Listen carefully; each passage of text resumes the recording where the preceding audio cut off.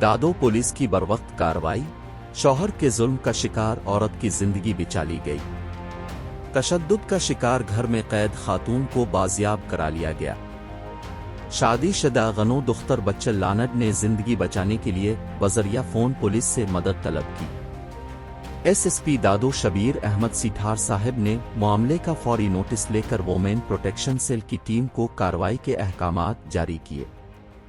In charge women protection cell inspector Benazir Jamali ने staff के हमरा थाना मखदूम बिलावल की हद बहावलपुर में छापा मार कर शिकायत कुनिंदा औरत को बाहिफाजत बाजियाब कर लिया।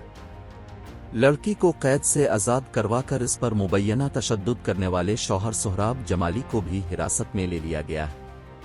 बाजियाब औरत को तहफ़्फ़ुज़ देकर मज़ीद ज़ाब्ते की कार्रवाई के लिए वोमेन प्रोटेक्शन सेल मुंतकिल कर दिया गया है।